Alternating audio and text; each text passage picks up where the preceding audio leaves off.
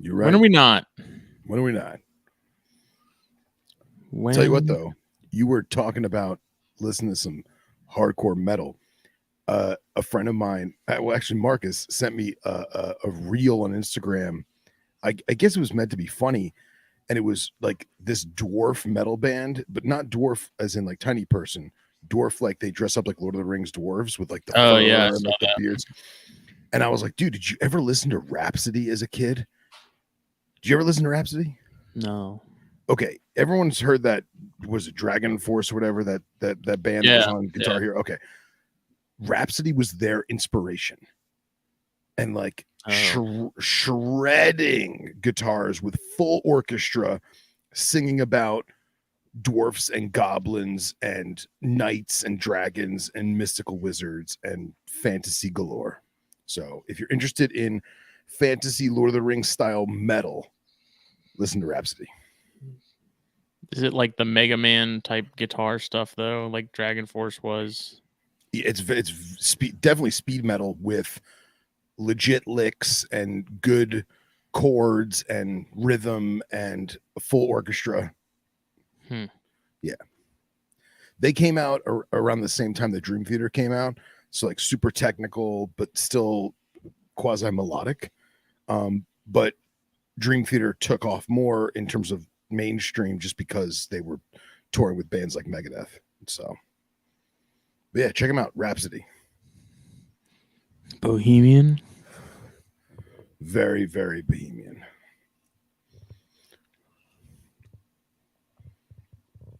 Cheers. Well, I need my caffeine and my medicine to kick in. Slurp it up, boy. Because this is episode 161 of Snakes and Stogies. Oh. Brought to you by BlackBoxCages.com. Check them out. Facebook, Instagram. Use the code THN at checkout. Save yourself some money. Get yourself something nice. You don't like racks? That's great because they have a bunch of cages. You don't like cages and you like racks? That's awesome too. Because guess what? They got those as well. Something to fit all the needs that you and your little reptilians' hearts could possibly desire. Amphibians, too. The best sealing of any Amphibians, PVC cage I've ever had. How so? Well, the pieces of the PVC that are put together, they fit tighter than a jigsaw puzzle. Like they're just perfect. And then they seal everything in actual like silicone sealant, but it's not like just like globs of it like a fish tank like you'd get from, a 10-gallon or 20-gallon fish tank. No. This is like perfectly etched and lined with no little stragglers, no little fine hairs of silicone, just flawlessly smooth, almost blended to the touch. Phil Very said, impressive. No. This isn't just that. Yes. So give them a follow. Go on their website. Shop around a little bit. Maybe you're not buying today. Maybe you're not buying tomorrow. But until you see some of what they have to offer, I have yet to have someone get something from BlackBox, like legitimately come to me and be like, I really don't like these. Yeah. And for some reason, I'm usually like one of the people that people come to with either questions or like comments and stuff. And I have still yet in like the 2 years that they've been with us, I have not had someone say like, these are horrible. Yeah. I haven't even seen anybody message the Instagram or the Facebook page or anything saying that, like even behind the scenes. It doesn't happen. You do need a BioG. That's a great cage. That's one of my favorites. As I've mentioned before, just super versatile. There's a ton of applications for it. I think originally it was sort of catered more towards like geckos and stuff like that, but man, like the rhinos love them. I've used them for chondros a little bit. If I was doing them for chondros again, I'd definitely make some changes and have the solid sides and not the screen sides, just to keep some of the humidity sort of in there. Yeah, I mean, it's for young, like smaller stuff that doesn't get huge. Eventually the adult rhinos are going to get fully bumped up. I have the pair together now in the cube, but I have that other male that will get upgraded at some point, maybe to an 18 by 18 by 18. I don't know yet. He's doing fine in that currently. So I have the Persimmon in one each as well, and they're loving it. So it's an awesome cage. It's an awesome setup. Can't recommend them enough. And they look good. They look sharp. And I think, did I mention, like, when you have multiples, they come with there's like this ganglia of inputs that all conjoin to a single plug to the plug for the wall for the lights. So like all 5 actually of the BioGs I have are all connected to the same power cord. So I don't have 5 different plugs having to find a home and an outlet or a surge protector. They all go to one, and since they're LEDs, they don't use a ton of electricity or energy. And I like that a lot. I like having things more streamlined and condensed. So I like the cord mitigation in terms of tracking, like small tracks, little baby trenches in between each enclosure. So if you're stacking them, or you just want to have your cords lay across the top nice with like a piece of tape or something, the cord mitigation that they give you with each enclosure is top of the line. That in itself is awesome. Agreed. If there's been an issue with the traditional Rex and how they've been designed, like BlackBox has definitely figured out a way to get rid of any of the headaches that you'd possibly have with them, especially, with the updated sort of systems they're doing now. Having that power cord now that's different for the racks, that is almost universal. Like, you can find those power cords because I think it's the same type that people use for a lot of computers and stuff. Being able to find whatever length works for you and know that it's going to work with that rack, like that's a huge deal. Because I know for me, like, even getting secondhand racks, like having a power cord to plug in the heat tape and stuff, and it not being long enough, no matter where you have it, or it having to be like right on top of an outlet just to get it to reach and stuff, that's a major hassle. So the fact that you could go to Staples or Walmart even and find that power cord, or buy directly from BlackBox, I think they have at least 2 length options currently. So yeah, it's pretty awesome. I got LEDs with mine, and I got dimmer switches, and not just dimmer switches like low, medium, high, like legit multi-setting dimmer switches. Set it wherever you want. Yeah. And I'm so excited. I'm not doing it right now, but within the next year, when I finally get everything choreographed, I'm very excited to be able to dim the lights to contrast with seasonality. So if it's cooler in winter, or it's more overcast, or let's say we get a bunch of storms, I can dim that down, or with where they're still getting some light and I can still see what's going on, and they can still have some ambiance to their enclosure, but it's not just straight up dark or straight up bright. Right. I'm very excited about that. Patrick asked if they make a 4 wide by 2 deep by 4 high. I don't believe we do currently. They do a 4 by 2 by 2. And that's one of the things too, is like, if there's a size that's in high enough demand, they're more than willing to look into if it's something worth sort of pursuing and eventually releasing. They are working on new stuff all the time, so it's things will get updated, and there will be new stuff available as time goes on. So but check out blackboxcages.com, see the whole catalog. A lot of stuff. Jake and I still have to. Jake's out of town, so we're not getting up there this weekend. But hopefully, I think maybe the end of the month. Maybe, I don't know. Ellie's birthday's at the end of the month, so we'll have to see. But rock and roll. But hey, there's also the fine folks in the Puget Sound up there in the Pacific Northwest that you also need to be following. You need to go to Facebook and Instagram. Give them a follow. They have a YouTube channel. They haven't posted on in a while, but that is also worth following because they've posted some really cool stuff in the past. And then, follow them on Morph Market, all that good stuff. Good people. Lucky to call them friends. And get an animal to put in your black box enclosure. That's right. That's right. That's right. What's happening down there in good old South Florida? A lot of rain, man, and like just a lot of rain and a lot of crazy weather. It was like 86, 87 today with like 100% humidity, but right now it's like 72 and breezy. It's really bizarre, and we've just been getting a ton of rain. And I know a lot of people reached out to me to kind of check in and make sure I wasn't flooded or anything. To all of you, I love you all and I appreciate all that. I'm not affected by that in the least capacity where I'm geographically located.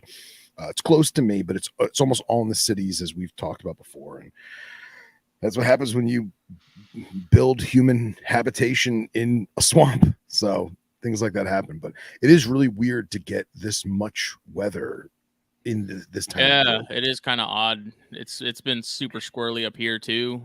Like it was 55 this morning.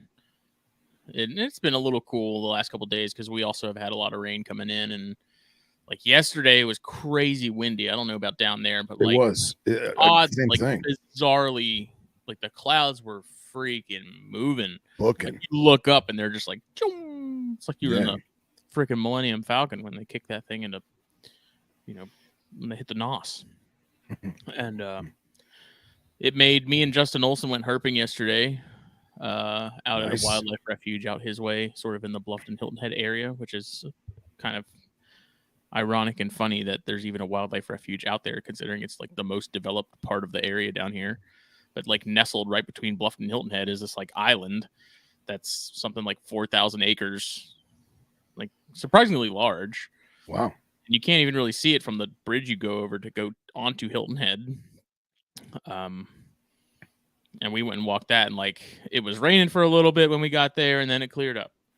And then the clouds came back in and it drizzled a little bit more, and then it cleared up.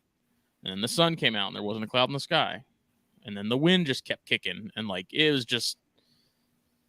was wild. It was like at first, because we've been watching the weather all week because we were planning to go hit this place up, and we were like, yeah, it's supposed to rain all day Sunday, and then it ended up like they were saying it was supposed to rain Saturday, but Saturday was perfect. Like it was really nice. There wasn't any rain at all.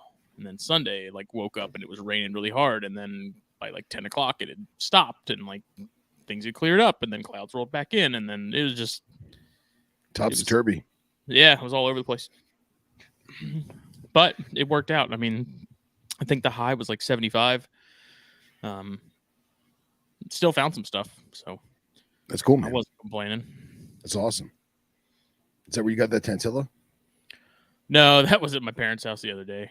Nice. I wonder if it's the same one. I was flipping stuff. No, I actually found two that day. I've seen a lot of them lately. I don't know what the sort of the insurgence is of Coronata that I've seen lately, but those little guys are cool, man.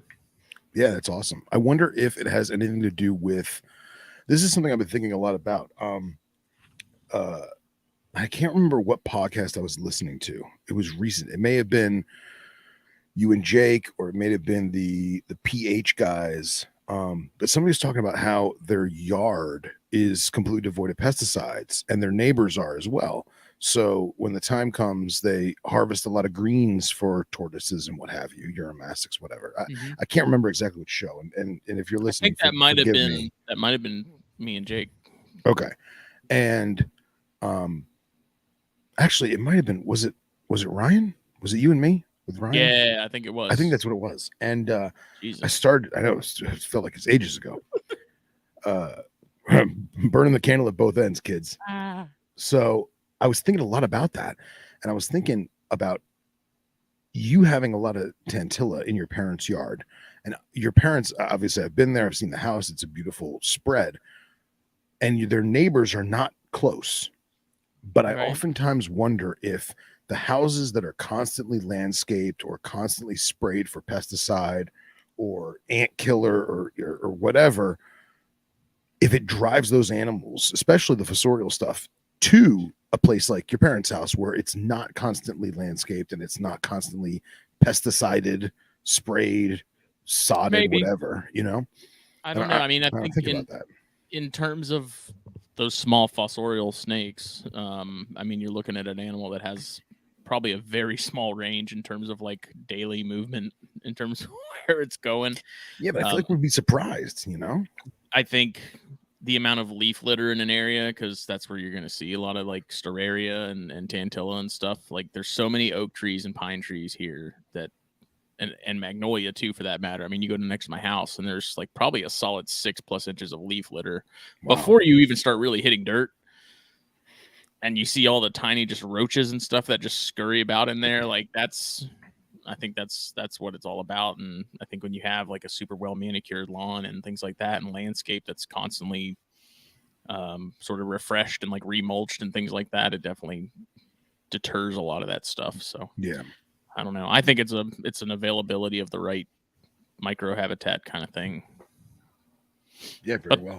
They've also found, Storaria though, when they were moving plants out of the flower beds to somewhere else, and so it's not completely stopping those, but I still have that interesting like gangs in New York theory about Tantilla and Storaria and ringnecks, and like the constant competition for a particular acreage, and how you're likely to see more of one of those three, I think, than the other two. And it's just because that's they've outcompeted the other two in a given square footage. Sure. It's a great theory. I think maybe Tantilla would be sort of the exception. I guess you have earth snakes too, so that kind of adds a fourth player into the mix, but I've yet to find an earth snake here. Tantilla being, I think, more centipede oriented in terms of food and stuff, that kind of, I guess, sort of leaves them on the outs of that whole turf war. But I know that like ringnecks and stuff will eat that stuff. Right. So I don't know. Yeah, I also, just going back to turf war, I think that we oftentimes see herpers flipping tin, flipping boards, carpet, whatever, and they may find more than one species under one flip, right? But you rarely see more than one of those 3 or 4 genera in a flip. Yeah. And I would really be curious to see how many, at least East Coast herpers, have found, a decay, a pine wood, and a tantilla all under the same board. Yeah. Yeah. I mean, when we were in Oconee, Chaz, we found like I mentioned it in the last THP episode, when we were looking through that, it was like a shower curtain or something that someone had just left rolled up in the wood line, and I was almost sure there was some sort of body or potty part in it. And we found there was 2 ringnecks and a decays. Okay. So I mean, I'm not saying like if you only see Tantilla that means there isn't Storaria or ringnecks. I think it's just you're likely to see the ones that are sort of that's their little area. They're the ones that have outcompeted everything else for that particular space. But if you have enough resources in terms of food, and I mean there's bugs everywhere, that's not an issue. Yeah. And I think it's not going to be uncommon to see stuff sharing that same area. But I think in terms of like here where I'm at, and not seeing many ringnecks, but seeing a good bit of Storaria and a good bit of Tantilla,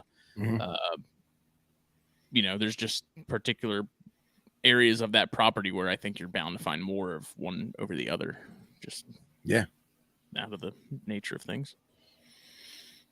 Yeah. But man, like I was telling Justin yesterday when we were walking around, man, I was like, lately, within the last like year or so, I'm becoming more and more obsessed with native stuff. Agreed. And I don't know if it's an age thing. Like I'm just getting older, and I'm like, I don't know how to put it, but I think, and I don't want to speak for you, but I feel very, very similar. And as cool as it was in my younger years to herp Florida and the Eastern Seaboard, it's awesome animals, but you're so enamored with what you don't have at home. You know what I mean? It's the running joke that we always say about how Australians hate their animals and we hate ours, and we love each other as vice versa, whatever, right? All musicians want to be actors and all actors want to be musicians. Exactly. But I feel like you do get to a certain point, whether it be experience or age, and that's with both captive wildlife and herping, or just field work, or just being out in nature, Mm-hmm. where you learn to appreciate what you have. And that doesn't mean you're going to only keep, Florida native stuff if you live in Florida, but you definitely appreciate what you have way more as time goes on. And I think it's great. Man, yeah, and it's been like thinking of ringnecks in particular been on my mind a lot lately. And I just think about how cool that species is. Same with Storaria, more so red bellies that we have here. Decays don't do a ton for me. Mm-hmm. And just the thought of like, it would be really fun to try my hand at keeping those. Yeah. Just to see, like, especially ringnecks in particular, like how difficult would they be? I feel like Storaria, I think they take to captivity fairly well. But I feel like ringnecks may be a little more tough, a little more challenging. Yeah. If it really comes down to feeding and how Yeah, committed you yeah, are to keeping that species. It's like the guys that keep horn toads. And yeah, yeah. if you have, I'm not saying this is as a definitive. I'm speaking in generalities when I say this, but if a keeper only has 3 or 4 pet reptiles and they say to themselves, man, I really want to get into horn toads. I want to do it. I want to get the carpenter ants and make the fake ant mound and have a feeding system that comes up from the bottom of the enclosure with a bulkhead and a liner with a stick to have the ants go up the liner. Like, that's awesome. The problem is most people are not going to commit that in depth. See, And Luke Myers has it best because he works at one of the zoos out west, and they have those, and that's what they right. do, and it's like Yeah. ideal because it's like they already have them; they're already set up. You just kind of get to enjoy them and take care of them. You don't have to Right. like worry about all the other stuff of getting the setup right and finding the ants and keeping the ants going. And like I'm sure he has some sort of hand in like the ordering and stuff of those. Sure. But Sure. like because I'd do that in a heartbeat if it wasn't going to be such a headache to get everything together. Yeah. I feel like Those are so cool. I feel like if I didn't have my collection that I have now, and let's say I had like a pet corn snake, right, or maybe a pair of king snakes, and I wanted to set up like 100-gallon enclosure with like 5 or 6 horned toads, all one same species, I could get the climate just right, I get the soil good, and set it up as best possible, and have multiple fake ant mounds, and have a running order with one of the ant supply companies from these research labs, and just they're sending me vials of carpenter ants, and maybe if I have multiple separate ant farms of just that one species of ant to propagate and to supplement my orders that I'm getting from the labs. Hell yeah, rock and roll would be awesome. Yeah. But I know myself, that's not my thing, and I feel like I would rather appreciate them from afar, like you and I do, and live vicariously through people like him, and keep what I have. And that's just it's being honest with yourself, you know what I mean? Yeah, no, 100%. And it's like my thing with coral snakes, eastern coral snakes. I would love to keep an eastern coral snake. I have the coolest enclosure, and I've been talking about this for years. I just need to buck up and do it. I have the coolest enclosure idea, and I've got it drawn out in paper and everything. But I know damn well in my soul that I'm not going to be able to feed the thing properly. I'm not going to be able to get the correct snakes or the correct amount of snakes. And it's just not worth it. It's just not worth it. I don't know, man. Like, I think if you were able to find someone that like was wholesaling corns or something, when we had one at the nature center, we somehow, I don't know where they ended up getting them, but we'd have like dead rough green snakes in the freezer and like garters and some corns and other odds and ends, and that's what we would feed that coral periodically. And we would just thaw that out and just lay it on because it was literally just a tank with like some sort of leaf litter on top and then like a loose soil underneath that. And we would see that thing every now and then. And I was doing some reading on them the other night, actually, because I was flipping through one of my that Whit Gibbons book on snakes of the Southeast. Right. And they had mentioned that they're more diurnal, and more than I originally thought. Mm-hmm. And I remember now thinking about it, like that coral would be out sort of earlier in the day, and it'd come and cruise for a little bit, and then it'd disappear underground. But it's like we put that thawed out corn or rough green in there, and it would just pop its little head out, go and find it, eat it, Yeah. and then disappear again. Yeah. And It it's was funny. cool as hell. It's funny you mentioned that. And I knew Henry was going to chime in because Henry is the Ophiophagus master, right? And he's in there. He says, "Oh, stop. It's not that hard." And he's right. It's not that hard. It's a combination of me knowing myself and knowing that I would not give it 100%, right? But just being honest with myself, and that I know I couldn't dedicate the time to the procurement of the food or getting it to eat pre-killed stuff. And like Henry and I, we worked with a lot of Nigricincta, South American corals, right? And we got lucky with a lot of them where we would lay a dead ringneck in there or lay a stillborn king snake, and it would do it. But then again, I've also tried that with several fulvius, and they look at me like I'm crazy. You know, they're like, "I'm a wild snake. I don't want that. What is that? It's dead. It smells. Get it out of here." So, Yeah. Which is why all the venom production line guys that do my cruise, they do liquid diet, which I don't want to do, you know? That's I mean, that's another level. And I mean, you're looking at like talking about like what Jack Vicente does, and it's right. Like, that's all he's focused on is corals, and he's got it down to a science because he's been doing it for so long. And like for venom production reasons, you know, as like Nathaniel from M Toxins has mentioned, you know, things are a little more regulated and specific.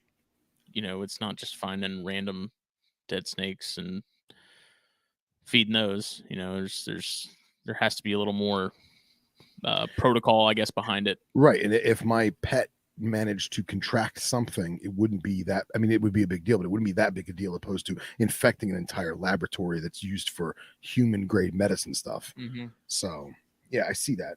But just to circle back, my whole rationale of the Micrurus and the horned toads is someone's got to really be dedicated to the Tantilla or to the pine woods.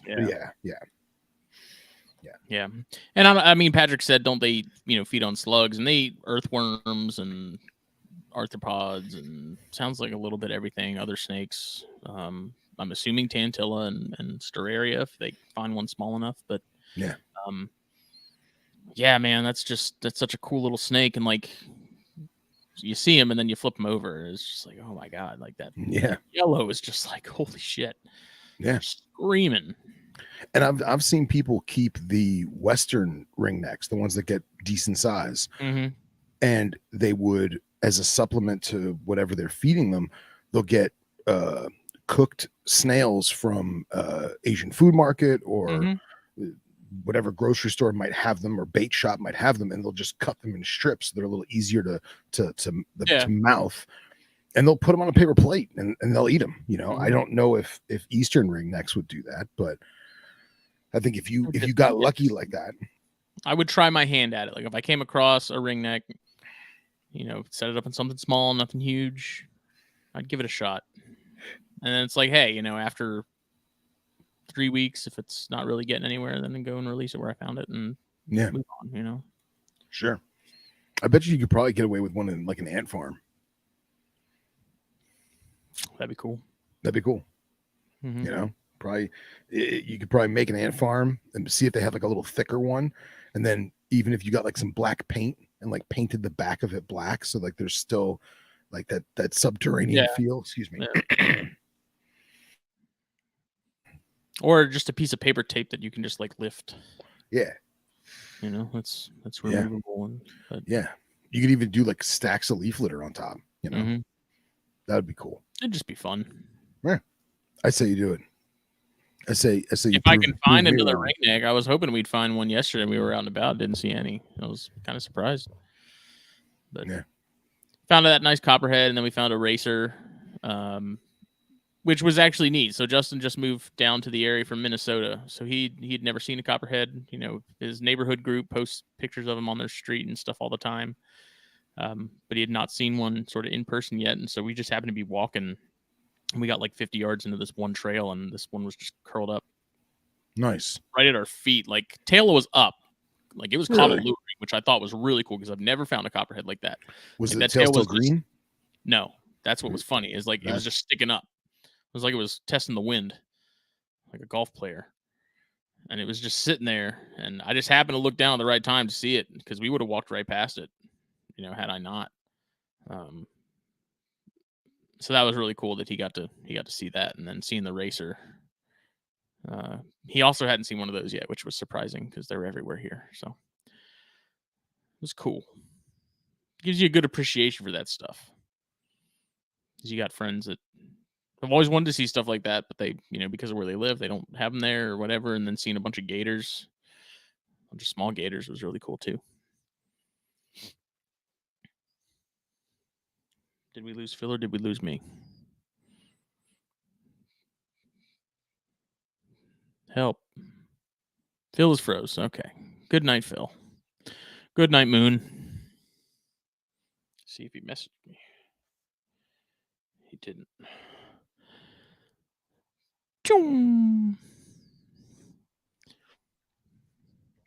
Yeah, it was a good looking copperhead. It was much more yellow and not nearly as like pink as I've seen them, around here. So that was interesting because I usually don't. The ones I see are typically not that color. So that's cool. That's always cool when you see something slightly aberrant or slightly different. And I try to. I'm not a big Facebook user anymore, but I try to be at least poke my head into some of the Eastern coral snake groups on Facebook because they always share the craziest, most aberrant Eastern corals you've ever seen, all black with yellow speckles, or banded with no red. Albino one. Did you see that? Yeah, I did see that. Ridiculous. Yeah, wild, absolutely wild.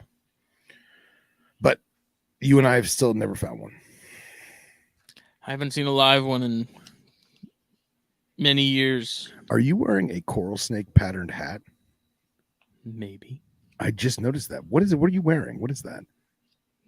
I mean, I guess now can be sort of an announcement type of thing. All right. First of all, what are you smoking? What am I smoking? I haven't lit it up yet just because we've been chatting away, but I got Flor de las Antillas in a Toro. Oh. Which I haven't had one of these in a while. And I like these because it's not quite a box press, especially in the Toro size. Yeah. But they always cut great. They always feel great. They smell great. And I always forget. That was my go-to for a long time. Yeah. I mean, you've been smoking my father's forever. That's what I recommended. Anybody looking for like a good medium, like a perfect, like quintessential medium smoke. That's not super heavy. It's not super light. It's like just perfect. Like that's what I go with. It's the Goldilocks of Toros. And it got Cigar of the Year back in like 2014, I think. Not that really matters. It just means my father paid for more ad space in Cigar Aficionado, but still, they can look it up and get better notes than from us. So, yeah. 30 minutes in, we finally get to the good stuff. Throat cancer. Thanks, Nate. Jeez, boy. Thank you for the vote of confidence. I'm smoking a Perdomo 20th anniversary Maduro. Look at you with the black and red. Awesome. This is as far as Maduros, man, like, I don't know that it gets much richer than these things. Maybe your Ligas, like your number 9s, but like in terms of just sort of an everyday kind of smoke, like, yeah, these things are just so good. And they've got a 6x48, like a 6.5x48, which is like a Corona. Yeah. And that's like the size. This is I think a Toro. Maybe a little bigger than that. I don't know, but it's freaking good. So, and I highly recommend them. Love how rich and oily they are. They remind me of those old Onyx. Mm-hmm. Just that rich black leaf. Love it. My uncle yesterday gave me a Davidoff. The last hour, I think. Yeah, was the band white? No, it's the black one. It was a Last joke. hour It or was a late joke because hour. they're all white bands. And it was that's really good. Like I'm not a Davidoff doesn't for the price has never really done much for me, but man, that's like Right. the second time I've had that particular Davidoff, and it was really good. Very good smoke. It's probably like $25, but it's good. All right. So now that I'm chomping at the bit, let's hear about this hat with this. It just occurred to me. I was like, we're talking about coral snakes, and I was like, black on yellow on red. What do you got there, Smitty? Fulvius. Look at that. I'm assuming that's a Justin Smith exclusive. Not currently. It is. And is that black multicam? It is. Oh, look at you, an aristocrat. You know. Pinky's out. So I've kind of decided with all the like shirt design ideas and stuff that I've had, and like some other stuff ideas that I've had, you know, like this, Right. that I think I'm gonna sort of start an apparel sort of brand, but something that is not the like retic bro affliction tap out wannabe kind of thing. I like it. Like I want something that's a little, I say minimal, like minimalist, a little more subtle. Less so is like more. kind of, yeah. So like you see this, and I have some other designs that I have in the works. But I wanted a Fulvius hat, but I wanted it to just have like 3 bars of each color, and then I was like playing around with some design stuff, and I settled upon this like rhombus trapezoid thing. Yeah. And it was like one of those things where it's like if you see that, you don't initially like think anything snake related or herp related. Sure. You know, people probably think it's something German. Probably. But like people that do know are gonna see that and be like, I get it. So I'm in the process, like make some thongs, I'll model them. Oh God. No thank you, Keller. Hard pass. Keller with a whale back. A whale tail. Yeah. God, get that out of my head. You know you love it. So if like this Rhinocophis, this rhino shirt, you know, I have ideas for stuff, and I'm in the process of sort of getting some together, and right now I'm kind of I can do beanies. I can do beanies, and there will be beanies when it's beanie season. So now, are you gonna name this apparel company Fulvius? I thought about it. Okay. I'm gonna go with Ecdysis Apparel. Okay. Just because I feel like that's kind of a little more fitting. I did think about Fulvius, but wait, what did you call it? Ecdysis? Ecdysis. So like the scientific term for like shedding. Oh, okay. I get it. So I don't know. I'm not like fully sold on it yet. Because Katie was like, you should name it like something related to the network. And I'm like, I use the word herpetoculture to death in everything. It's true. Get to the point where I'm getting exhausted with it. I'm sure everyone else is too. So yeah, it's stuff that's more catered to the I guess the nerdier side of things. You know, it's gonna have a lot of nomenclature related stuff, and love it. You know, I've got some other ideas for kind of like, I guess, goofier stuff. Like I was working on one today with like it was like a Titus species, I think Obscurus or something. So working on a shirt, and I was gonna have it say like, "Show me them Titus," and like stupid stuff like that. You know, I've got ideas for things, and yeah, so I'm working on it. It's gonna be a slow sort of start. I'm kind of working out some logistical things I need to talk to my boss at work as far as setting that up, and if I can piggyback a Shopify store off of our store on the website, and you know, so I'm working some things out, and I got some other designs I need to get sort of done. I am in the process of working on an Alterna hat, you know, similar design to this, not the same shape, you know, a little different. So it's I think it'll be good. I mean, I like everyone has kind of the same complaints when it comes to the apparel stuff. I'm going to try and avoid black shirts and things like that. I mean, I will offer them to the people that want them, but I'm going to kind of keep it more like earth tones, neutral. I don't know exactly how to describe it. So yeah, earth tones is good. I like that. I'm a huge fan of military green and black. I know a lot of people don't because it kind of blends together too much, but I really like that combination a lot. But They say FDE is the new black. that's right. Yep. So that's cool, man. I'm glad that you had that epiphany, and that hat looks badass, especially with the little fulvius on it. mm-hmm. Still waiting for my wrinkle shirt. Just yeah, FYI. I've been meaning to talk to you about that because I worked on the art some, and I'm having a hell of a time with the pictures. I got to find something that's sort of a higher resolution. Yeah, the problem is the friggin' things just don't pose. They just don't. Yeah, and I still want a stiletto shirt that says knife fight. Yeah, it's on the list. Yeah, black is cool until you're in the field in summer. Yeah, exactly. Which is crazy. I crazy. love black. Like, I wear the hell out of black. But I know right now it seems like a lot of people are starting to kind of move away from the black herp apparel stuff just because it's played out. It's been the primary color for a lot of stuff. Yeah. Our kind of people. Yeah.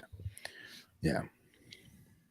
And what's wild is Nipper almost exclusively herps in a black shirt and or black shorts or pants. And I was like, Nipper's a freak of nature. I know. And when I asked him about it, he started to quiz me on, Saharan nomadic tribes. And I was like, yes, Tuareg wear all black. I get it. Right. But it's also that their bodies are British and you're white. They're conditioned for that, So, yeah. Yeah, I think it'll be cool. I think it'll go over well. I think it's something that is kind of been a long time coming in terms of herp stuff, as far as apparel and stuff, because you see just a ton of things that I see them and I'm like, I'm not going to wear that. That's way too retic, bro, for me. You're muted. I don't. Did you hear anything I just said beforehand? Nope. Or no? Oh, damn it! How did that even happen? I don't know. Anyway, I was going to say is in the group chat they were saying that there's a lot of cringy shirts out there, and we don't buy them. Well, some of it's going to be pretty niche too, because I have like that Agurnia gang shirt. Yeah, that's awesome. It's going to be like all of 5 people that wear that. I think I sent one to Tortuga Fontana and Jeremy Thompson because I know they like Agurnia, and so when Tyler ordered some shirts, I snuck 2 in there because I was like, I know you guys will appreciate these. And just having access to pretty much anything in terms of shirt wise, like qualities and different sizes and everything, colors and whatnot. I think it's good. So, yeah, I'm into it. I'm gonna kind of take my time as far as getting everything set up and getting everything figured out, but I think it'll be good. Yeah, man. And to be honest, I really like the name Fulvius. I think that's awesome. Yeah, it's. I was very tempted, but like the Latin word for that means like reddish color. I have to look it up again. It's not like so kind of. I don't know. Who cares? Nobody speaks Latin anyway. The people that are going to know what it is, they're going to be herpers because they're going to see the black, yellow, red. Yeah. Yeah. I'd say call it Gutada, but you'd have too many king snake flashbacks. I wouldn't be able to sleep from all the nightmares. Yeah, we'll just call it Getula. But I've got a handful of designs and ideas as far as like this kind of stuff goes. As far as like species that I'm gonna start working on. I need to get Photoshop back on my computer so I can work on it when I'm at home. I mean, I work on them at work periodically, at the end of the day or when I get there a little early, I'll work on some stuff, but definitely need to get Photoshop set up so I can work on it in my free time. Yeah. Hell yeah, man. Get them creative juices flowing. It happens all the time, man. Like I'm always like, I'll just start working on stuff just for the hell of it because I just feel like gotta get the creative bug out of my system. Yeah. And I'm actually I've been talking to Katie, and I talked to my boss today actually about going back to school for graphic design stuff and getting like Adobe certified and Cool. some other things because I think it'll do me good. It'll do the business good, and I need to get better, especially like Illustrator and programs like that I know kind of the absolute bare minimum of. Like Photoshop. I'm more well versed in that now, but Illustrator we use a lot, and there's a lot of things in Illustrator that I need to know how to do, and I don't. So fair enough. Yeah, we'll see. That'll be cool, man. It'll be a good ride. I like it. But if anybody wants to follow, I have a Facebook page and an Instagram now. It's Ecdysis Apparel. It's ECDYSSIS. And just so you people know, I'm his co-host, and I had no idea who was doing this. So you're hearing it first, children. It's because it's something I've literally decided to do within the last week, and I'm kind of been on the fence as far as like, should I even bother announcing it? Because it may be one of those things where I'm like super excited about it for a month, and then after a while I'm like, eh. But if I tell more people about it, kind of holds me to it a little better. So, all right, what's the Instagram handle? Ecdysis, ECDYSIS Apparel, APPAREL.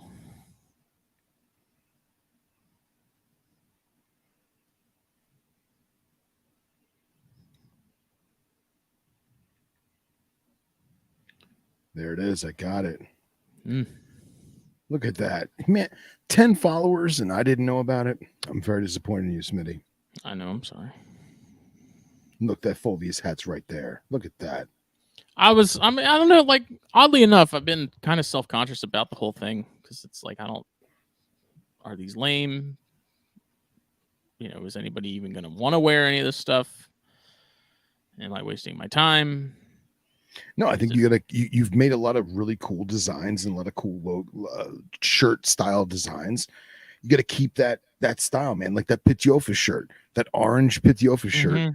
I love it. Like that's what I want, the wrinkle shirt like that. I think it's awesome. It's a great color with the black, and it's a great picture of the pit.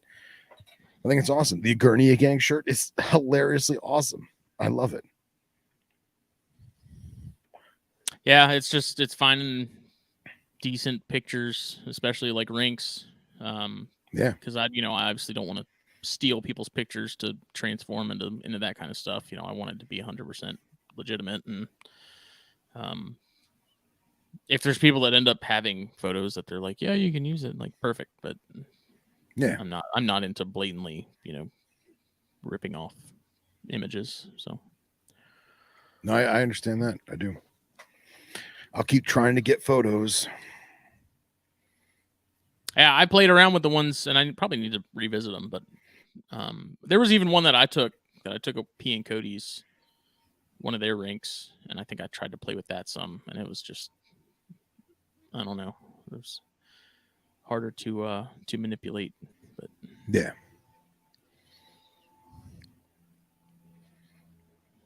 So what do you got in the woodworks? As far as what?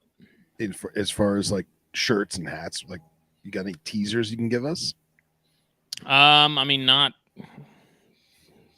really yet. I mean, we have the designs that we've already made, like the Pitiovis and the Morelia shirt, and Chaffin's got a great one, Dirt Snake Mafia. I'm in, baby. I could make that happen.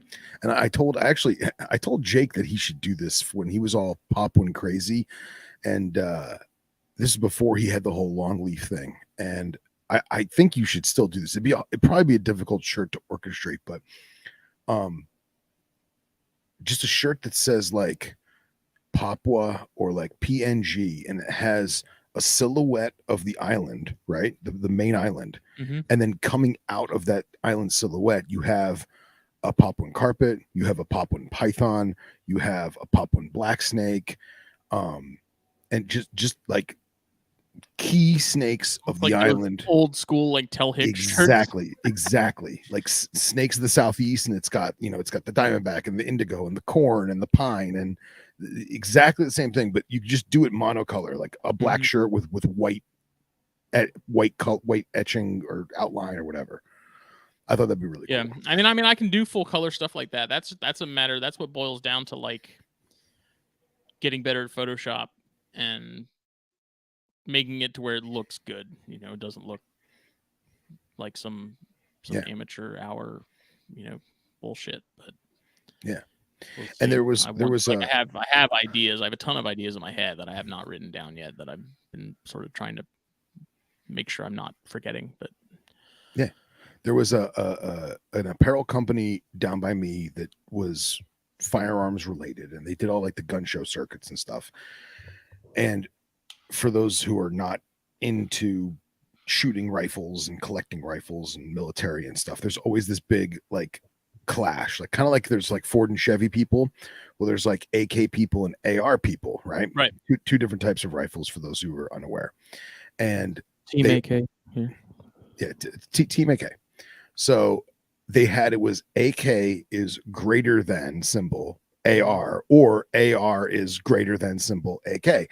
And most people, it just went right over their head. They're like, Arkansas's better than Alaska, you know? And I thought that you could do the same thing, but do like we saw in West Texas, like Baird's beats Alterna, or like Baird's is greater than Alterna, or vice versa, you know? I thought that could be really fun. It'd be a simple shirt. The best part is I could find that picture of that, pull that text that was written so that it looked exactly like the pen mark that was written on that. Like, I can do that. That's easy. That you need to do that. I need that shirt. But there will never be an Alterna's greater than Baird's. It's not going to happen. Well, you're the one who makes them, so you're my religion. That's fine. I want the one that I want that exact Sharpie marker on the side of the food truck. I love it. I will do that tomorrow. That'd be easy. I also look like a 5-year-old did it because it was my handwriting. Wait, you wrote that? No, I didn't. I wrote next to it. Okay. Oh, okay. I wrote the amen part now that I think about it. Oh, yeah. That was so crazy, man. We go to this food truck in the where was it? No, what town was that? That was Alpine. Was it Alpine? Yep, that was the Trilobite, boy. Oh, that's right. It was Alpine. And we walk up to this food truck with all this graffiti on it, and right at the window where you pay, in little writing from a Sharpie marker, it said, was it Bairdeye greater than Alterna? That's awesome. I have to have that picture. I don't even know if it was I don't know that you could even really call it a food truck, because I don't think that thing had moved in decades. Oh, I believe it. You know, it was pretty much a restaurant in the shape of a truck, you know, that operated out of it. But yeah, there was like Sharpies all over the thing, and you just walked up and you could write whatever you wanted on it. And if there's anybody that listens to this that wrote that Bairdeye is greater than Alterna on the Trilobite truck, please message me. For sure. Because they deserve it. They deserve a free t-shirt. They do. They 1,000% deserve a free t-shirt. I know I have that picture. Hold on. I think I just passed it. It's on the it's the banner for the Baird's Underground group. Oh man, where is it? Yeah, and then somebody posted a picture of a baby Baird's slithering across that graffiti. That was Chris, because I have that Baird's. He sent me that rat snake. Oh, that's awesome. And he got a picture of it in front of that, like a month after we had gone. Right. Because I have it right here. I'll save it. Yeah, pull it up, because I'm not finding it right now. I'm going to spend 10 hours looking for this photo.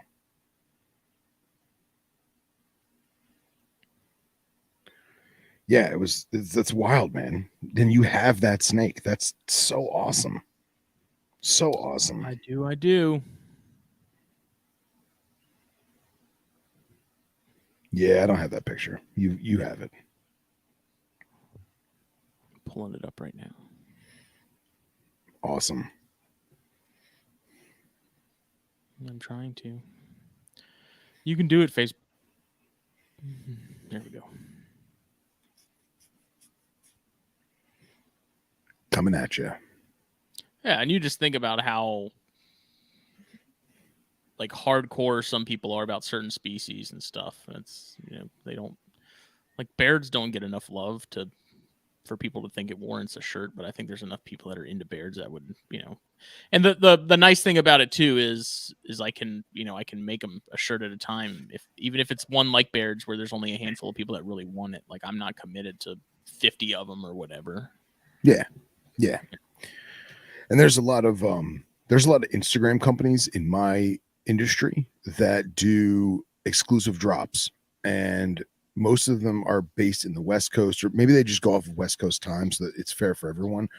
But they'll tell you like a month in advance, new t-shirt drop, new baseball hat drop, May 12th, 12 p.m. Pacific, and there's only 100 spots, and that's it.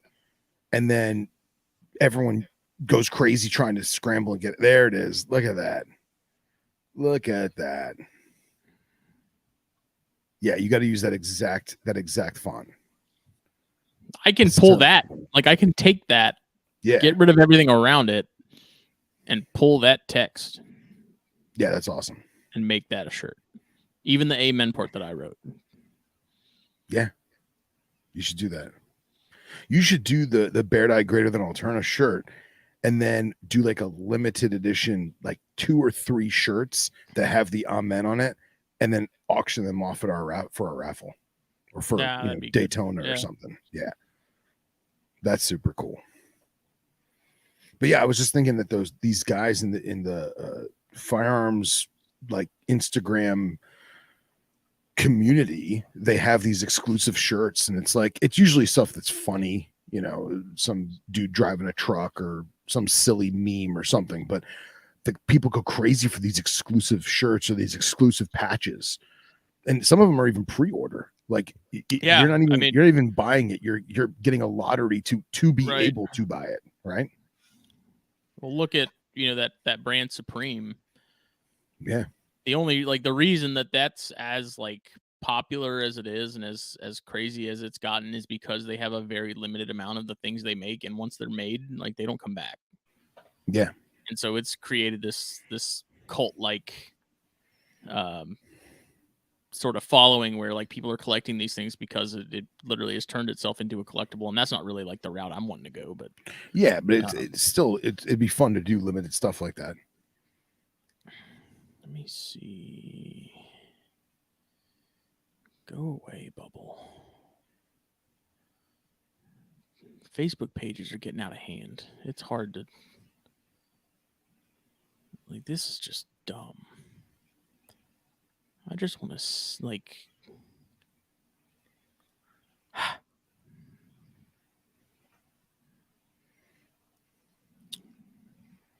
Yeah, in correction, it was Matt from Herb Talk Radio said Dirt Snake Mafia, or was it Matt? Oh no, there's so many people.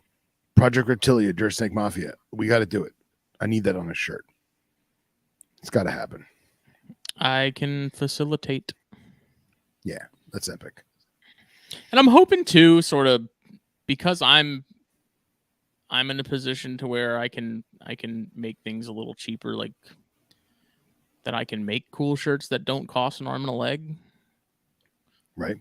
Because I love shirts, especially like band shirts and stuff. And I understand you're supporting the band, but it's like when they start asking for like $30 for like just a regular Gildan, like 5,000, just like the baseline cotton shirt.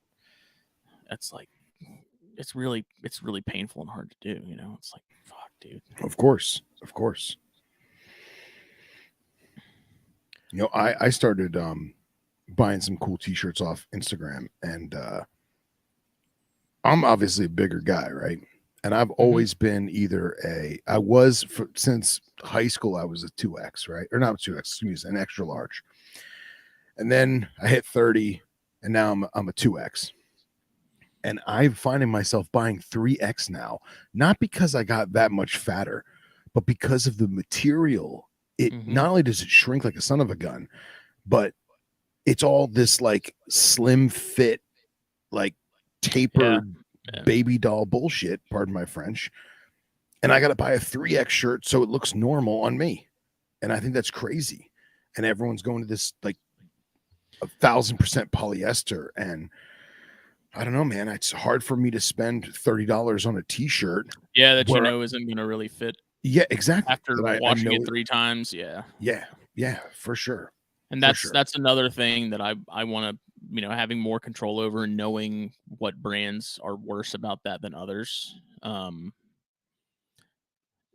Like Next Levels are a really popular shirt. I hate them Okay. because they run really small. Like they model and they design those shirts on like the smallest people they could find. Mhm. So like normally I would wear like a 2 or 3X depending. With Next Levels, I usually bump up to a 4 just because by the time I've washed it a couple times, it fits the way it should. Right. So I'm avoiding Next Levels pretty much at all costs unless I somehow end up getting them for super cheap. But like I have that same issue, and so my plan is to circumvent that as best as I can so that people are getting something they can wear multiple times and not, spend a ton of money on it and then it just be unwearable. Because I have so many shirts in my closet that I can't wear anymore. Like I wore them like twice and then they just ended up shrinking or I got fatter. That's entirely possible too. Right. And it's super frustrating because like there's shirts that I love and I wish I could wear them, but I look like an idiot. It looks like a wetsuit. Yeah. It's tough, man. It's tough. And like my coworkers give me shit at work because we have a company logo Gildan cotton t-shirts that we have in the shop, and we'll give them to customers from time to time, or if somebody wants to buy one, we just like charge them cost. I don't even know what cost was, but I have Gildan work shirts that are cotton that are like almost 10 years old.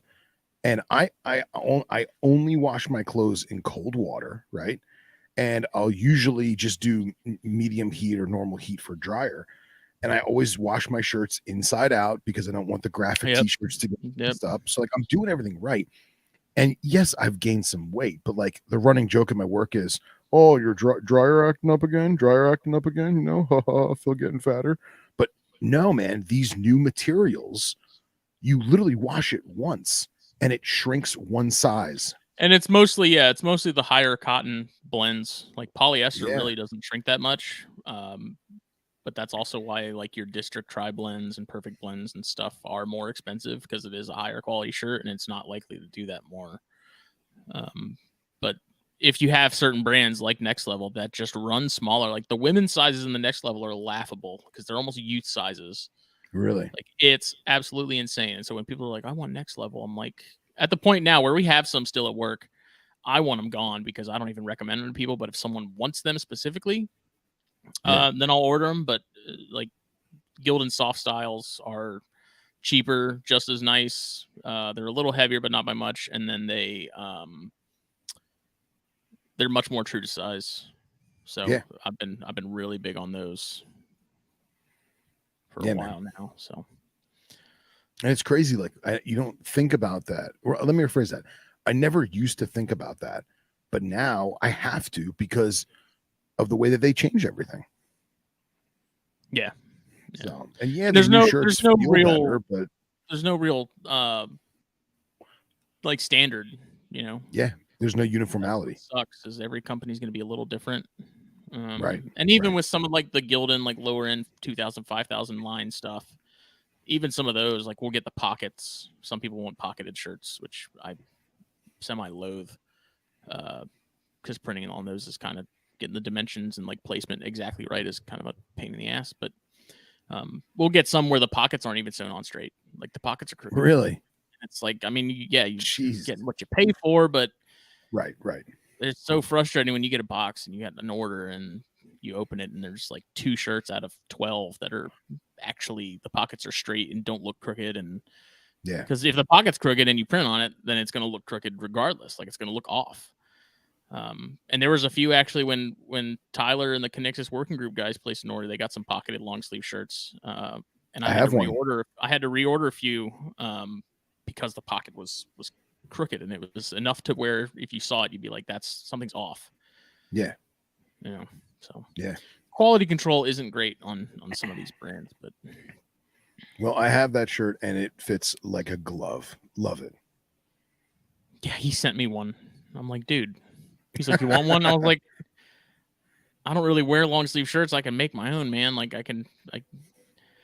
He sent me one anyways. I got one in the mail like 2 weeks later. I was like, Nice. jackass. It's the thought that counts, man. It is. It is. And honestly, I love long sleeve shirts. I push them up and make them into baseball shirts. Yeah. Yeah. So if anyone's on Facebook, this is the page. That 1 like and 1 follower is me.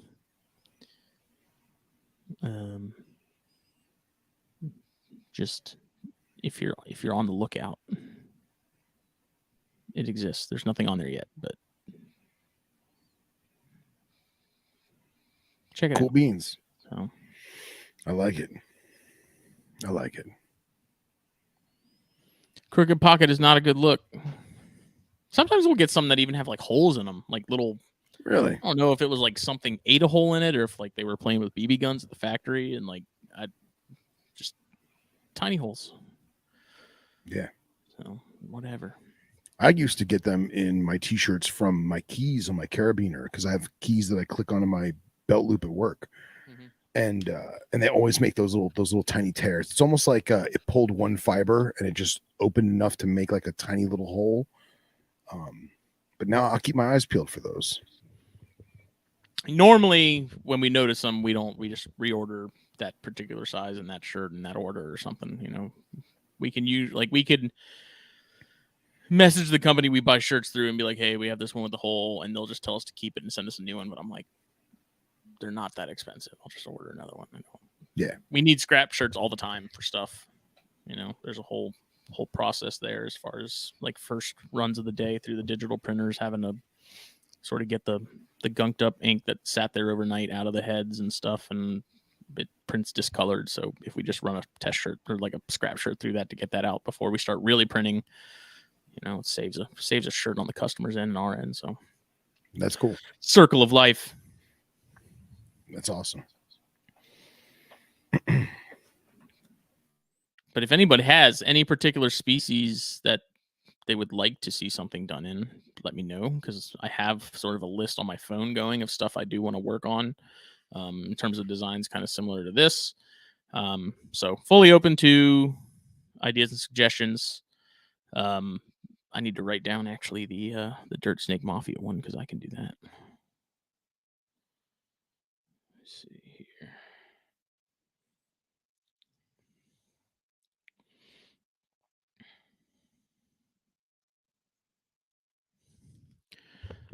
Taipan shirt, Cat Gecko merch. I can facilitate.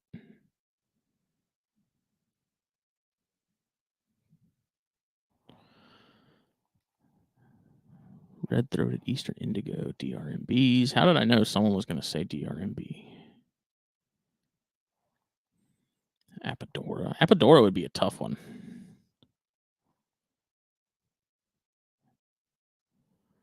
Let's see what else. Eastern Indigo. And there's been a handful of ideas that I've had, and I'm like, I'll give it a shot. And I think it's awesome. And then, like, Katie will look at it. She'll be like, that is the nerdiest shit I've ever seen. She makes fun of my Tell Hicks shirts all the time. I actually had a Europlatus shirt, like a design that I put together a while back with like a pentagram. And it was something about feeling satanic or something. I'll have to look at that. I don't know. I play with ideas. Some of them are great. Some of them are horrible.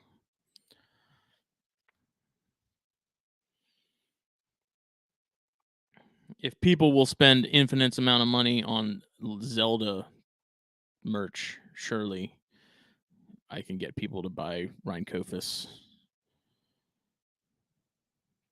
things. I refuse to do any Getula shirts. I have an Atricodata shirt. I have that one that I made. That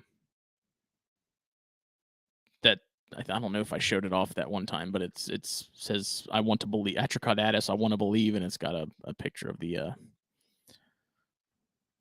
an atracodatus, like a drawing. What? Did you freeze again? I thought you just like left.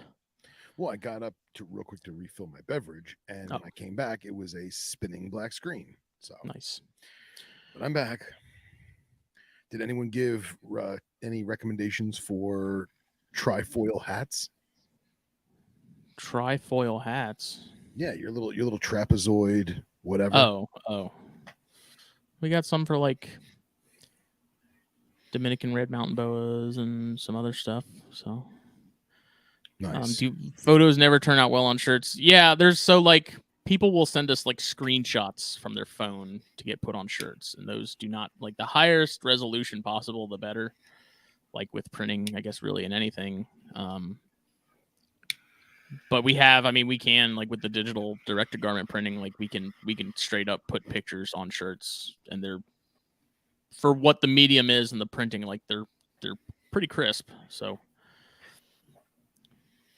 yeah, I did see Lisa's last white lip photo. So I was going to say, Scott and Ty have some pretty awesome shirts, and I saw Scott and I did a little podcast action last night with Dr. J and Chucky, and yes, my jaw's still a little crooked from that fight.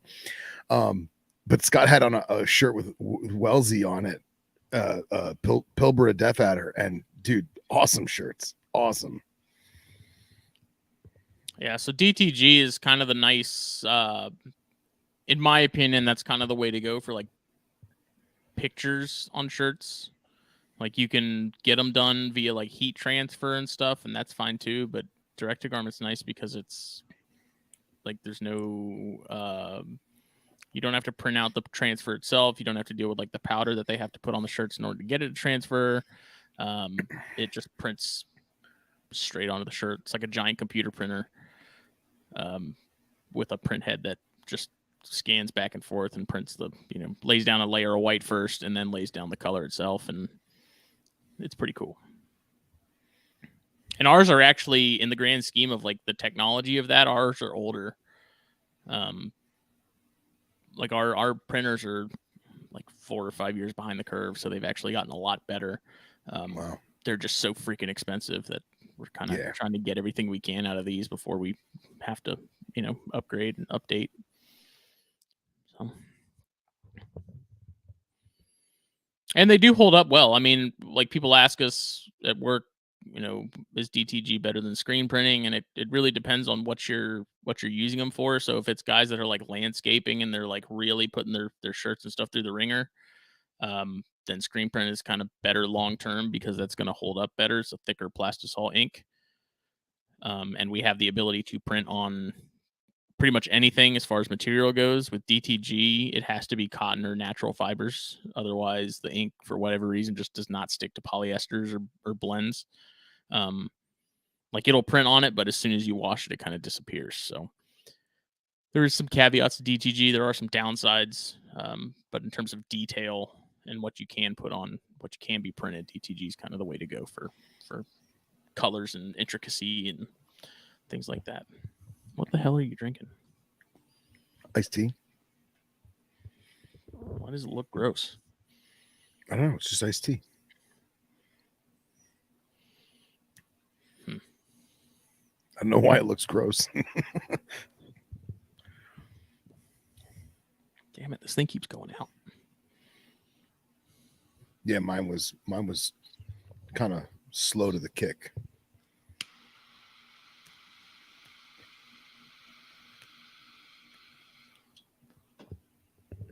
I think one of the Carolinianus is gravid. Oh, really? It's awfully fat. And I don't think it's got a molt coming. So did it eat one of its cage mates? No. Everyone's still accounted for. Nice. That's awesome. No issues there. And yes, Patrick, the glass is frosted. When was it? What's today? Monday? Was it yesterday? It was. So I was in my room the other day, feeding some stuff, I think, cleaning something. And I happened to see the Jansenii female coming out of the egg box. Nice. And that girl has at least 3 eggs in her. Hell yeah, brother. And she's been in and out of that egg box off and on all day. And she shed within the last 2 weeks. Okay.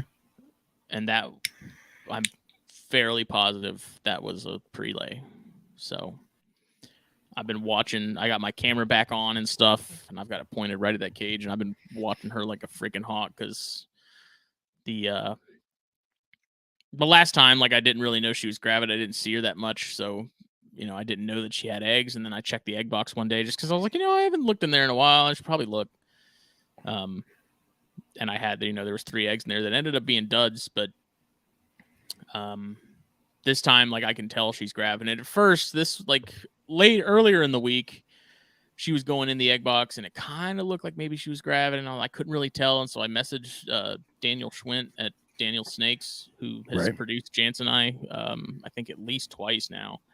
And I was like, when your Jansenii was gravid, was it super obvious like it is with corns and other rat snakes, where you can clearly tell, like, that last third, like they're stupid swollen, Yeah. Or because I was wondering, since Gonyosoma lay like longer eggs that aren't nearly as like round, if it was a little harder to notice. And he said no, it was pretty obvious. And so I've been kind of waiting for her to come out so I could sort of see without having to take her out and palpate her and stuff, because that sure I don't want to screw anything up. Yeah.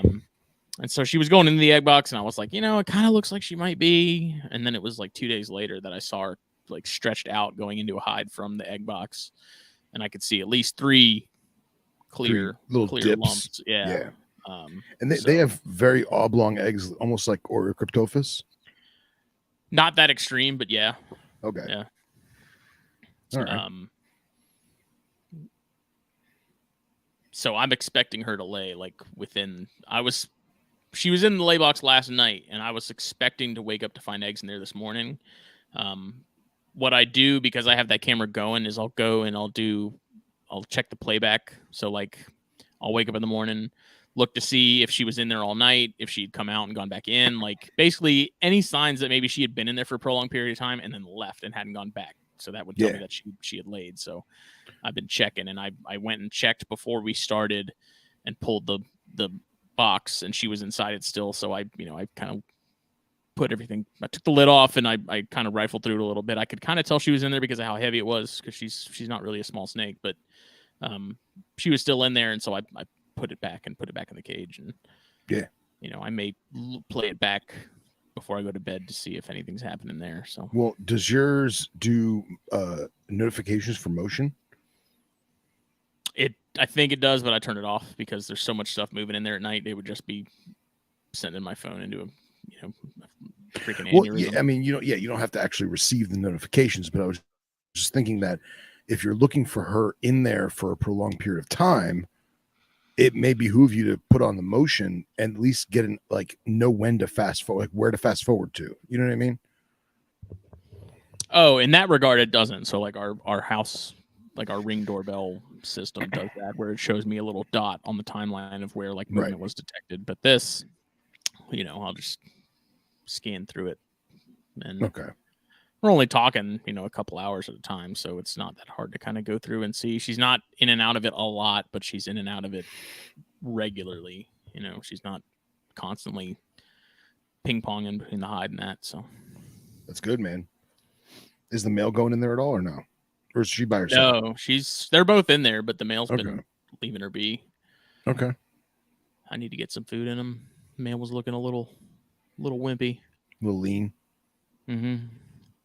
He's been but he's also been, at least the last couple weeks, offering him food. He's been pretty hit or miss in terms of any interest in that. So it's not a bad thing. Lisa asked, have we seen the black ones that have been coming in lately? Is that a locality, or is it just natural variation found throughout their range? So the all black ones, there is, as of recently, and we have the U.S. Gonyosoma Alliance Facebook group, which is for like U.S. people only. If anybody's interested and they want to join, check it out. You can find it on Facebook there. And that actually came up because we were talking about it, and I think Daniel messaged Dan Maleri and asked him, and we always thought that the all black Jansenite came from the island of Selear. And Maleri told Daniel that it's more likely they're coming from Jampea, which is slightly south of Selear.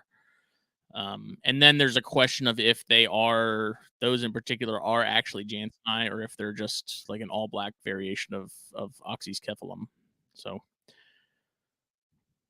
some of the like the head structure and stuff of the all black looks more oxy-ish than it does Jansenite. Like there is slight difference in the head structure of the two species. So I don't know. Like the all black Jansenite do exist.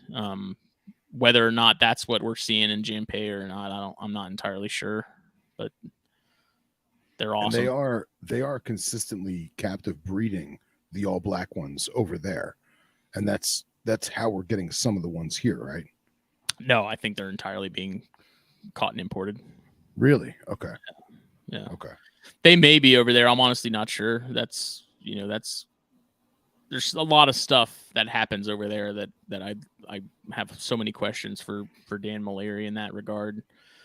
Because you think about how much stuff comes from over there and how we all just kind of have this sort of impression of how it all works, and like what we're seeing is actually what we're seeing. It's like what's actually going on. We don't have anybody other than Dan really over there that can sort of fill us in and give us solid information that's trustworthy.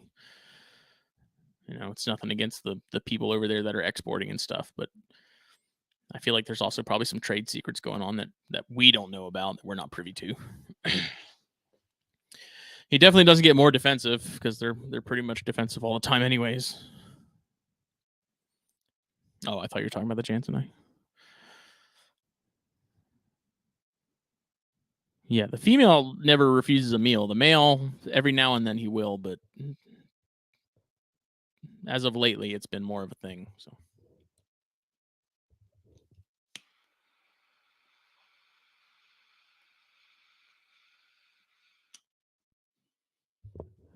but if these end up happening, these eggs, I have a better leg up this round because I'm aware that she's gravid, and I know sort of when to look out for the eggs, and be better prepared. So I do too. I mean, it's kind of like chondros. Eggs are kind of getting eggs is sort of the easy part. It's getting them to go the distance and hatch. Jansenite and Oxycephalum eggs in particular are pretty notorious for being kind of tough to hatch. They have a really long incubation time. I think like over 100 days isn't uncommon. And then sort of like with the Cyanea, when I add those, the eggshells are so thick.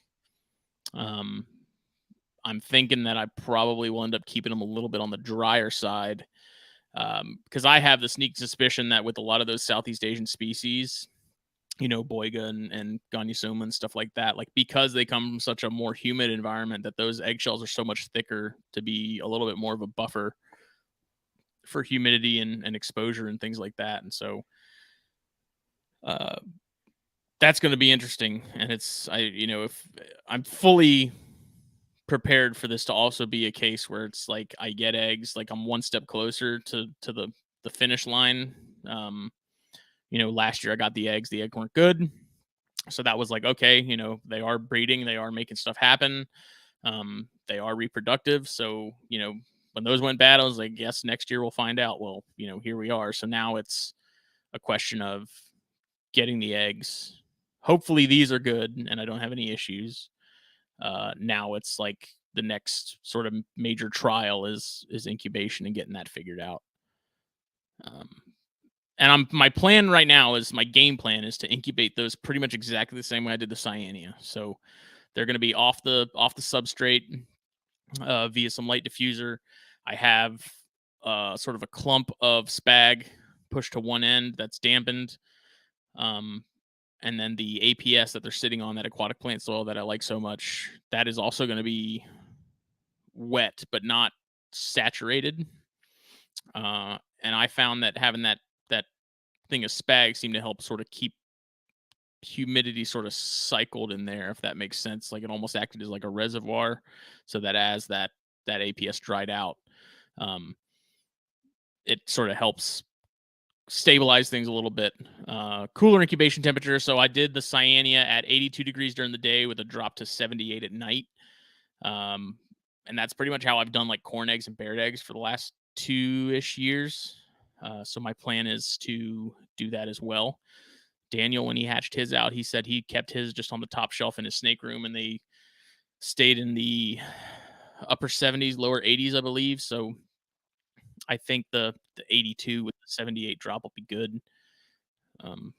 Time will tell. I'm going to try and document this stuff as best as I can, because there's so little information about breeding Jansenii, especially like oxys. They've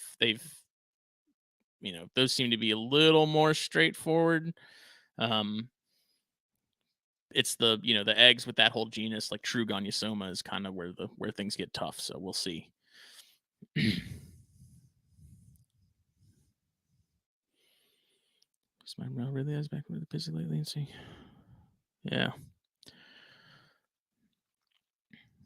Yeah, I feel like Dan could fill us in on a lot of stuff, as far as how the whole import export thing works and like where these animals are actually coming from, because you have the stuff that's definitely plucked from the wild and brought over, and then you have the stuff that's bred in these facilities, farmed, I guess, if that's what you want to call it, and sent over. And like there is a difference, whether the quality of the animal is really that much different given the conditions that some of those are, maybe kept in.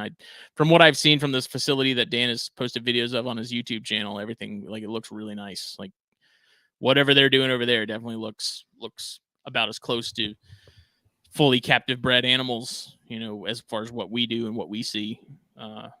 As So it doesn't look like those Monaco Cobra farms in Indo where they have like the wooden screen and everything. Yeah. Okay. No. And even some of like you see the old pictures of the chondro facilities where they'd get females and they'd either be gravid or they'd be pairing stuff up and getting eggs and then releasing the females, or even just holding on to them. Even those facilities weren't horrible. But in terms of like the tiger rats, not tiger rats, the king rats being kept in just giant like concrete pits and those. So I was talking to Chaz, because Chaz has some of those, and he was talking about how over there they have, they're big for meat. Like that's a big meat market species, is king rats. And they just have like pits with like a mattress in it that you just lift it up, and there's like king rats all over the place. And wow, just that's kind of where they come from. And so I think the ones that are exported for the pet trade are literal byproduct from the meat, and I'd assume skin trade, but I don't know. Still interesting. Very, very interesting. Is there a lot of the black Jansenii on iNaturalist? Or any? I think there's like one or two. I've never actually looked. There's not a ton of, there's some Jansenii like sightings on iNat. Not a ton. They're pretty well spread out. I was looking at those recently, actually.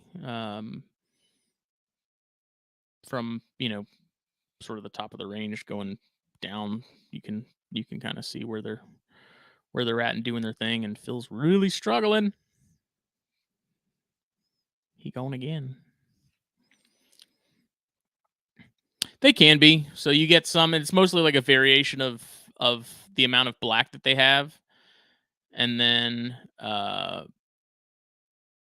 whether that cream color is more of a white or more of a yellowish tone. I don't know that there's a ton of variation in terms of like northern versus southern stuff. It seems to be, from what I can see, and I could be completely wrong, that the ones that have more black, that seems to be like an individual population kind of thing. That's not necessarily like a particular region, except for the all black stuff, which is insular. Because it's kind of similar to the silver versus green phase green-taileds. I don't know that there's a particular region that the silvers come from. It seems like it's kind of just a crapshoot. But again, there's not a ton of information as far as the natural history of these things. But it's a group that is imported regularly, sold fairly cheap, and I think a lot of people get them and they just don't have good success with them. That's a group that is truly challenging, I think, especially with imports. You see the big imported adults and stuff at shows and whatnot, and they're really high strung already, so their immunocompromisation is already a pretty big factor when you first get them, and people want to treat them immediately and deworm them immediately, and I think that's one of the worst things you can do. In talking to a couple other guys, Nipper included, it was give them some time to chill out, kind of like boiga. Your mangroves and stuff. If you get those wild caught, give them some time to hydrate. If you can get small meals in them, great, but definitely don't shove dewormer in them or anything, and right away, because that's just gonna dig yourself further into that hole. We're trying to, man. We got that USGA group that's made specifically for like the US Gonyosoma folks, because there's not a ton of us really focused on that genus. So I made that group with the intention of like being able to get in contact with other people that are trying to like produce Jansseni and Oxycephalum and Frenatum and that whole clade. Like rhino rats, I think, are kind of the exception at this point. There's enough people producing those. We've got those pretty well figured out, but there's not a ton of people doing stuff with Persinnum or Corulum, whatever you want to call them. Frenatum is still here and there in terms of availability and what's available. So we'll see. We're trying, man. I'd love to be able to see more Jansseni and stuff in more people's hands. It's such a cool species, and a lot of the allure for me is just the mystery behind them. There's not a lot we know about them. And yeah, Lisa, there's some that have almost look like they got dipped in tar, like just this really thick, solid black stripe, and then like a cream top or white sort of top along the spine, and they look really cool. And they're not. If you're looking for a species you can play with, I mean, that genus isn't great. Like true Gonyosoma, when I say that genus, I mean Oxycephalum and Jansseni. I don't feel that rhinos and Persinnum and Frenatum should be in Gonyosoma, but they are. Yeah, they are much bigger than the other stuff.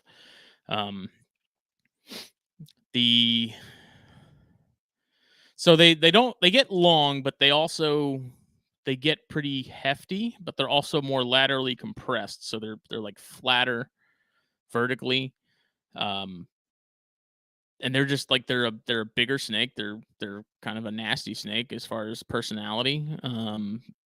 From talking to Daniel with his captive produced Jansseni, they are considerably more mellow than the wild caught stuff, which I think is to be expected. But I think you're still dealing with an animal that definitely gets riled up a lot easier. They are easier to read, which is nice because they instantly start puffing up their throat. They have the really long, slow tongue flick. So when they're pissed off, they make it pretty clear. And when they bite, man, they bite hard. Like it sucks. But for the most part, mine just want to get away from me as much as possible. They're fast and they're stupid quick. But they're great eaters. I mean, the two that I have were originally imported, but they were imported as younger animals, which I think kind of like chondros is a big thing. If you're going to get gonyos, like true gonyos, then you definitely, if you can get the youngest animals possible, I think you're going to be off to a better start than you are with adults, just because you have a cleaner slate to work with, in a sense.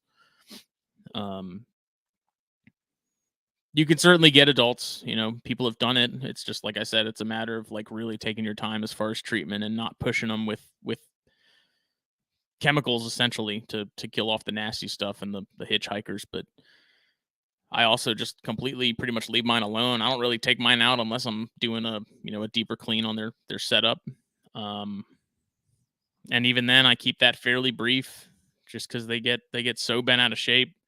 I give mine have multiple hides. They've got one big cork tube that both of them will hang out in.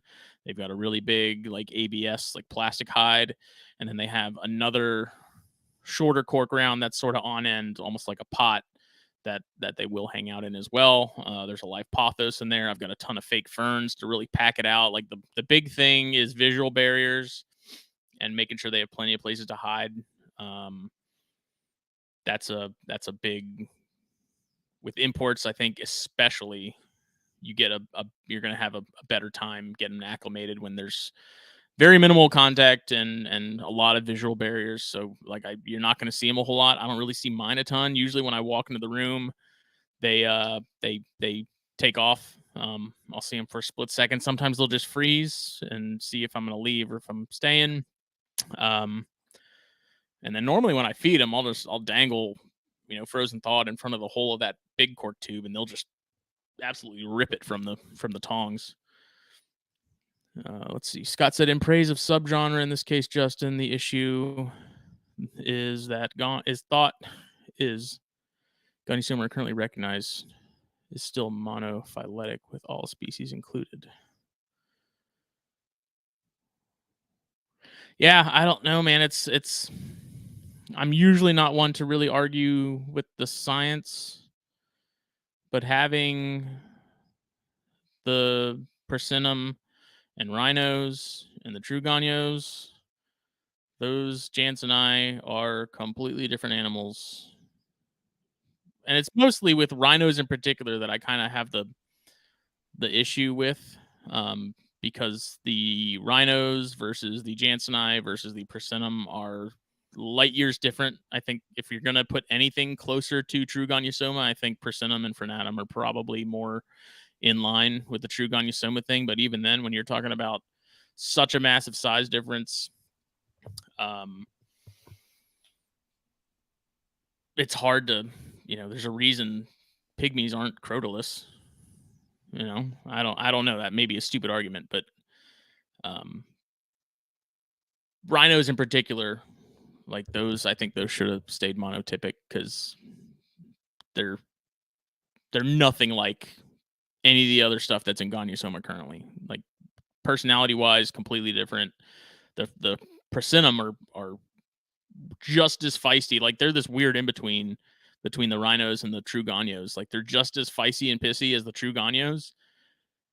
They behave more like the rhinos in the fact that they're out and about more. Like if I'm in the room, they're still hanging out. Like they'll sit perched, they'll watch me. If I go in the cage to do anything with them, they freak out. They start trying to, take shots at me. And then after like 5 or so of those, if that ain't working, they just decide to bolt. And they're fast. The rhinos, it's like, unless there's food in the room, you can walk in and grab them. Like they don't care. They could care less. I don't know, man. That's why I have such a hard time getting on board with the whole Gonyosoma being spread out to those other species like Rhabdophis and other stuff that I don't see it. I don't get it. Is that actually an argument that they're trying to put rhinos in Rhabdophis? Rhabdophis. Oh. No. But Rhabdophis is what Persimmon was, or Corulum. Again, whatever you want to say there. Right. They were monotypic, and then I think Frenatum were in Rhabdophis too. And then rhinos were originally Rhynchophis, which was monotypic, like it was just rhinos. Right. And then within the last couple years, they were like, yeah, all those are Gonyosoma. And it's like, those just aren't the same animal, man.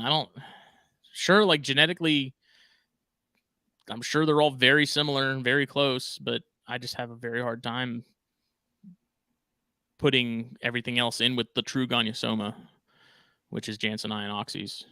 I just can't get behind it, man.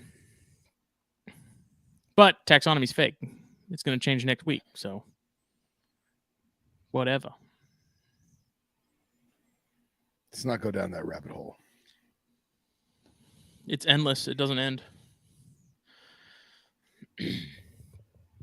But they're all awesome regardless. I don't care what they're labeled as. They're all sweet. You should just put them all back in a latte, man. Call it a day. I would second that.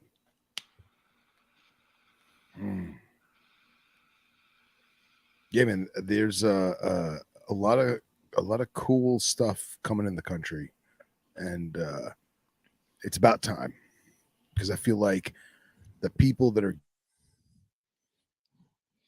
frozen.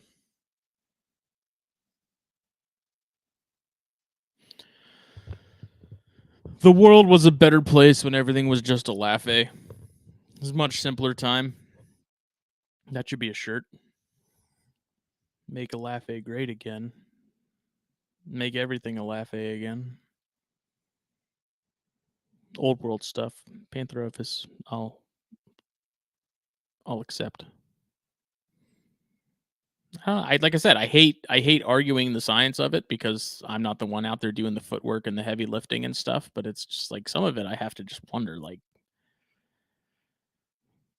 really? It's just, it doesn't add up. He says it's not frozen, it just keeps bumping him. He said, I'm done, period. Fuck this shit, period. Fuck Xfinity, period. So I reckon on that note, real quick too, speaking of rhinos, I believe the female is gravid as well. Got a lock from them. It was probably 2 weeks ago ish. And she's starting to look a little thick. Which one makes the best display snake? Sean asked. That's a tough one. And I mean, it boils down to, do you want something you can handle and like play with, or do you want something that is purely display? I can't speak on the part of Fernatum, because I've never kept those. Eventually I'd like to. I think in terms of display, if you're just wanting something that is out and about, that you don't plan on handling much, then Persimmon are a good route. Those blue eyes are just stunning. The pattern and stuff, especially when they start puffing up and stuff, that white and black striping down the sides really gets pretty extreme, and it's pretty interesting. They're good for that. Rhinos, I think, I'm super biased, because rhinos have become probably my all-time favorite snake to keep, bar none. Like, I have yet to have a snake I've enjoyed as much as my rhinos. Like, if I could have a whole room of those things, I would. They're phenomenal. They're super mellow. They're stupid easy to keep. I think the only thing that has sort of barred them from really getting to like that top tier status is like availability overall, price, and then babies needing so much more effort to get them established initially. But like, once they're eating mice and stuff, mine don't refuse meals. The breeding male does currently, but that's because he's in girl mode. But they're absolute monsters when it comes to food, and they're I don't know that I'd say they're crepuscular. If I check my cameras, like when I'm checking on the Janseni, like sometimes I'll see the pair that are together, kind of cruising a little bit. But pretty much any time I walk into the room during the day, especially, like, they're perched and out. And they're not like taking off and hiding like the Janseni are. Like, my rhinos are out all the time. They're super curious if I'm in there. They'll start coming up to the glass and trying to find a way out. And, they're incredibly curious. Tons of personality. They're super mellow. They don't, when you're handling them, it's never to me, it never seems like it's a fear thing of like them trying to get away. It's entirely them being curious about what's going on around them and what stuff is. Um, and they definitely seem on the smarter end of in terms of snakes. They seem to be a little bit more intelligent in terms of just spatial awareness and stuff like that. So I can't recommend them enough. Like I don't give mine any heat. Mine are ambient, whatever the room is, which is typically 80-ish. This time of year it starts to get a little warmer. They just, like I said, they eat like champs. They don't get huge, which is nice. You know, you got this pair of adults are in a cube right now, in a 2-foot cube, and they've still got plenty of space in there. If they, they do have a little more growing to do, but I think you can comfortably keep a pair in a cube. I think you could do even better, if you can give them something a little bigger. And that is a species that, in terms of the whole rack versus cage debate, I think you are kind of doing them a disservice by keeping them in a rack. I know plenty of people that have. Like, I keep babies in racks. The handful that I've had that I've raised up started in racks and then got bumped to BioGs. And if you give them, like, they love to climb, so they're big climbers. Mine have perches. I don't know if I have a picture handy, but mine have perches all throughout their cube and stuff. And so they are always hanging out perched. They spend a good bit of time on the ground. Like, my female has a half a cork hide that she spends a lot of time in. I have pothos growing in there. The pothos just love those LED lights. They're absolutely exploding. Let me see if I can find a picture of that setup that I have the adults in. I like recently cleared out my camera roll because it gets inundated. I take a bunch of pictures that I never post. I could go on about these damn things all day, man. Like, I truly love that species. And my wife and child love them too, which I think says a lot. It's something that your 9-year-old can just walk in and grab and not have to worry about them getting tagged. It's perfect. I think I deleted them. Damn. Either way, I'll take another picture probably in the morning and post it, and you guys can see sort of the setup. But I've got like those manzanita bird perches coming from all sides except the front where the door is, because the door takes up the majority of the front of the cage. I have multiple perches on the other 3 sides, and then I have some of the manzanita ones, but I also have some of the crepe myrtle ones that I made. Also, just with like 2 washers and a wing nut. So they are removable if I need them to be. They're not as removable as like the chondro perches are, where I can just grab them and pull them out. Like, I do have to actually unscrew them and remove them, but for the most part, you don't have to do that because I typically open the door and they come right out and want to see what's going on. So they're awesome, man. That little horn is super cool. They're such a unique looking snake. Color wise, I mean, if you want a bluish green snake that isn't a green tree, I mean, the ones that I have 2 in particular, that the bellies are like baby blue. You take them outside and it's like, it almost looks like it's photoshopped or tweaked. It's just ridiculous how powder blue, the scutes are and stuff. And then in between the scales, you get that there's like this electric blue with like white, and like it's awesome. That species to me is the complete package. I think if you get, even if it's a younger animal, if it's established on mice and stuff, like you're gonna enjoy the hell out of them. I think they're, even with the prices currently, which I think they're right now, seems like a lot of them are kind of standing at the $600 or $700 range for one, which is, that seems like it's been a pretty steady price, but it does seem like they have come down a little bit over the years. I think it's reasonable, considering the species is so awesome and so easy. The babies don't eat geckos, so that's kind of the issue, is babies getting them started out the egg. Given their natural history, which they're typically found fairly close to water and like streams and things, babies start out eating fish. So that is kind of the main hurdle with those, and sort of the reason that I think they haven't really skyrocketed like the top of like the best pet snakes of all time is just because babies do require more work in getting them established and on mice. I fed, so the first baby I ever got from Terry Burwell, I offered it some tadpoles because at the time I had some dart frog tadpoles, an absolute surplus of them. So I was like, let's give it a shot. And that thing snatched those things up in a heartbeat. And getting them transitioned over to mice isn't super difficult. The way people are doing it is they'll take some like rosy reds, some not goldfish, but something similar, and they'll put them in a water bowl. And then after a couple times with just rosy reds, you'll add a pinky into that water bowl, like a frozen thawed one, and it'll eventually eat that. And then sort of over time, as you do that, you offer them pinkies and less of the fish, and they sort of transition really well. And sort of the nice thing too that I like about them is like you don't want to feed them large meals. My adults, I still only feed them fuzzies or rat pups. Every now and then I'll give them a hopper, but I think they, after talking to Rob Stone a lot about him, who's like the rhino guy, Rob's bred a ton of rhinos. He's produced a ton of them.